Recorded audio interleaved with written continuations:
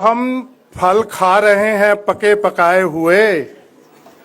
आज जो हम फल खा रहे हैं पके पकाए हुए, ये पेड़ है मेरे पुरखे के लगाए हुए। आज जो फल खा रहे हैं हम पके पकाए हुए, ये पेड़ है मेरे पुरखे के लगाए हुए। अगर आज नए पेड़ नहीं लगाएंगे तो आने वाले बच्चे फल कहां से खाएंगे। साथियों, मैं भारतीय संविधान को सारी धार्मिक किताबों से महान मानता हूं। मैं इसकी पूजा नहीं करता। मैं जहां भी मुझे समय मिलता है, देश में भी विदेश में भी, मैं इसका प्रचार करता हूं। अगर आज मैं विदेश में हूं और पढ़ लिख सका हूं और बिजनेस में जा सका हूं, तो केवल इसी संविधान की वजह से जा सका हूं। मुझे याद है, मैं जब अपने माँ बाप की हालात देखता था बचपन में, और जब मैं आज अपनी हालात देखता हूं, तो कई बार इस पे मैं विचार करता हूं कि ये इतना बड़ा परिवर्तन जो 2-3 पीढ़ियों में आ गया, ये किसकी वजह से आया। हमारे पास लाखों करोड़ों देवी देवता, संत महंत, ना जाने क्या कुछ था हमारे पास, लेकिन हमारे पास बाबा साहब अंबेडकर नहीं था। बाबा साहब अंबेडकर आए और बाबा साहब अंबेडकर ने ये ऐलान किया।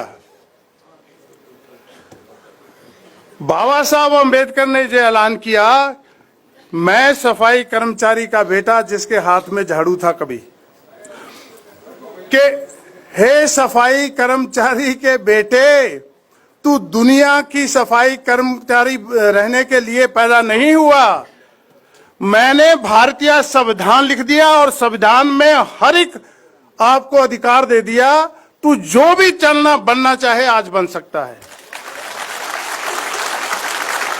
यही भारतीय संविधान की करामात है। तो मुझे लगा कि मुझे बाबा साहब ने जब ये कहा कि जय मैंने तेरे हाथ से झाड़ू छीन लिया और कलम पकड़ा दी, अब इस कलम से जितनी भी बढ़िया से बढ़िया अपनी तकदीर लिख सकता है लिख ले। और जिस दिन तू अपनी तकदीर लिखेगा, जे लक्ष्मी, जे सरस्वती, ये सब तेरे कदमों में पड़ी होंगी।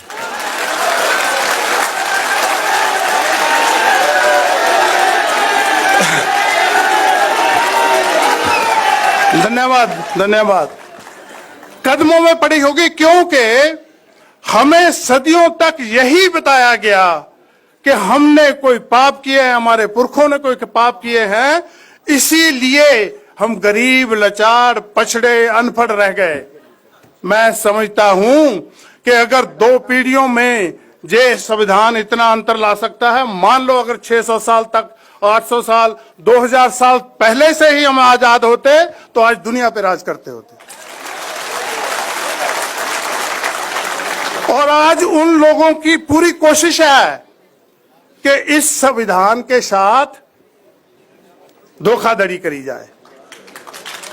क्यों? कि इसी संविधान की वजह से मेरे जैसे सफाई कर्मचारी के बेटे को दुनिया में एक अपना व्यापार करने का मौका मिला, एक मौका मिला। बाबा साहब अम्बेडकर ने मुझे कोई मंत्र नहीं दिया कि खुल जा सिम सिम, तू खोलेगा तो तू पढ़ जाएगा, तू लिख जाएगा, तू व्यापारी बन जाएगा, देश विदेश में घूमेगा, ऐसा कुछ नहीं दिया। बाबा साहब अम्बेडकर ने संविधान में मुझे एक अपॉर्चुनिटी दी कि तेरे लिए स्कूल का रास्ता खुला है। स्कूल जाएगा, यूनिवर्सिटी का रास्ता खुला है।